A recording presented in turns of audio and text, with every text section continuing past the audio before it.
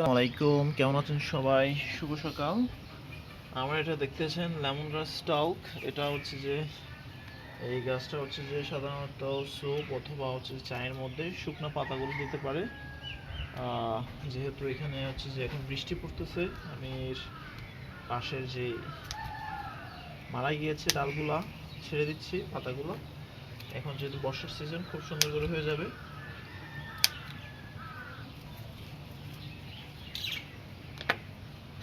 এটা সাধারণত খুবই উপকারী একটা গাছ, বিশেষত মনে করা হচ্ছে যে যাদের ডায়াবেটিস হয়, ডায়াবেটিস রোগীদের জন্য এই পাতাগুলো খুবই ভালো, খুবই হেল্পফুল। তারপর হচ্ছে যে আপনি চাইলে স্যুপের মধ্যে দিতে পারেন, লেবুর কাজ করবে। তারপর আপনি চাইলে হচ্ছে চায়ের মধ্যে দিতে পারবেন, চায়ের মধ্যে আপনি শুকনা অথবা এই যে এই যে ধানের মতো কাঁচা পাতাগুলো দিতে পারেন। এখানে অনেকগুলো পাতা হয়ে গেছে শুকনো, আমি এগুলো এখন কেটে সুন্দর একটা রূপ দিব, দেওয়ার চেষ্টা করব। এগুলো সাধারণত বৃষ্টির পানিতে নষ্ট হয় না, এটা বৃষ্টির পানিতে খুবই ভালো হয়, দেখতে একদম ধানের মতো, কিন্তু এটা আসলে ধান না।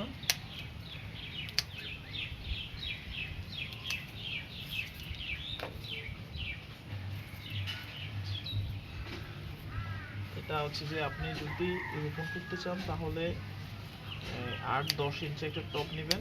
যেহেতু আমার টবের সংকট, আমি প্লাস্টিকের একটা হচ্ছে বোতল কেটে বসিয়েছিলাম।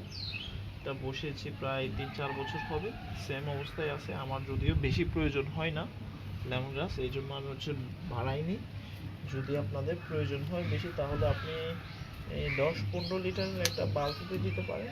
তবে বালতির মধ্যে হচ্ছে যে মিনিমাম এতটুকু পরিমাণ জায়গা খালি রাখতে হবে, কারণ ওইখানে আপনি সপ্তাহে 2 বার পানি দিবেন। যদি পানি দেন তাহলে অনেক হয়ে যাবে, আর যদি পানি না দেন তাহলে কোনো রকম বেঁচে থাকবে, বা হচ্ছে বেশি পরিমাণ হবে না, মোটা হবে না, হেলদি হবে না।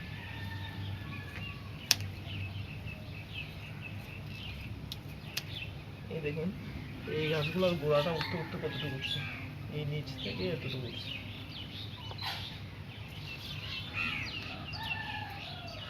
তো বয়স কেমন হতে পারে একটু ধারণা করেন এগুলা?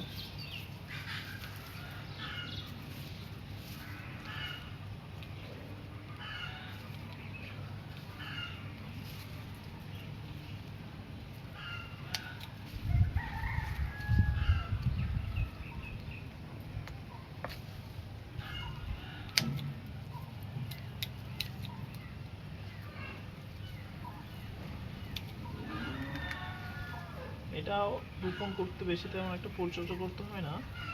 এটা জাস্ট আপনি যদি বাজার থেকে লেমন গ্রাস নিয়ে আসে অথবা সুপার শপ থেকে, তখন উপরের অংশটা রেখে নিচের অংশটা রাখবেন। উপরের অংশটা খাওয়ার জন্য রেখে নিচের অংশটা রোপণ করার জন্য রাখবেন। তারপর এটা হচ্ছে একটা পানি আছে এমন একটা জায়গায় রোপণ করে দিবেন, যেভাবে ধান রোপণ করে, কোথায় ধান যেভাবে রোপণ করে ওইভাবে রোপণ করে দেবেন, ফেলে রাখবেন। দেখবেন 4-5 দিনের মধ্যে শিকড় চলে আসবে। আর শিকড় আর চলে আসলে তো হয়েই গেল, আর তেমন একটা সমস্যা হবে না। আর রোদ রোদেও হয় ভাত, কিন্তু পানি দিতে হবে। রোদেও হয়, পানি দিতে হবে। পানি দিলে মনে করেন ভালো হয়, অনেকগুলো বাচ্চা কাচ্চা দেয়, বড় হয়ে যায়, বংশ বিস্তার ভালো করে। আর যদি পানি না থাকে তাহলে তেমন একটা বংশ বিস্তার করে না, খুবই কম, কোনো রকম সার্ভাইভ করে টিকে থাকে।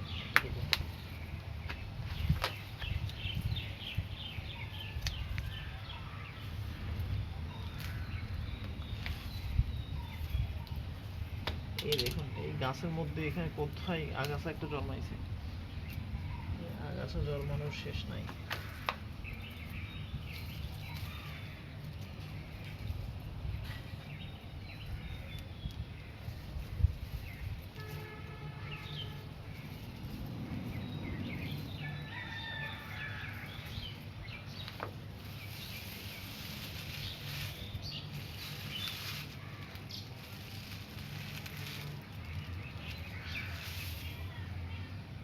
এটাকে কিছু একটা দিয়ে বেঁধে দিব।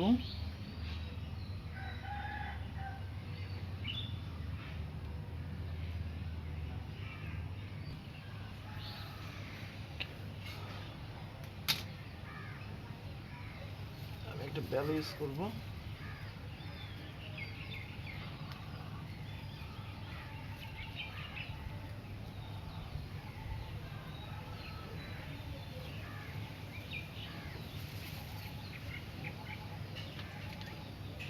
ঠিক আছে, এখন বাহিরের পাতাগুলো ছেড়ে দিচ্ছি।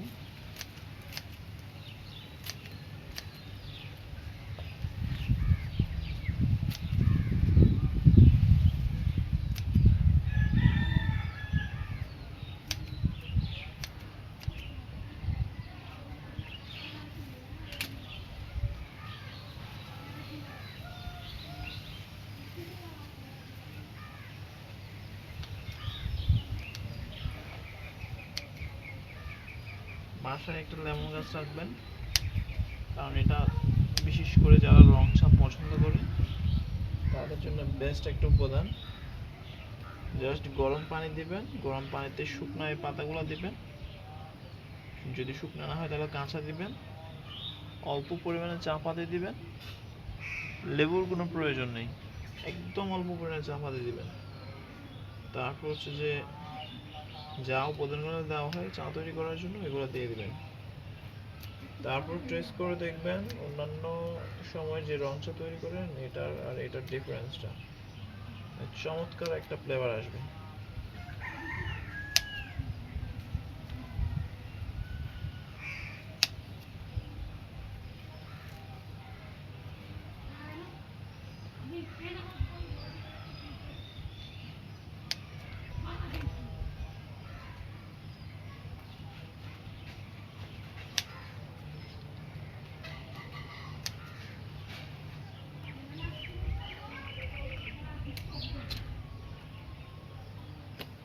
কিছু নষ্ট হয়ে গেছে,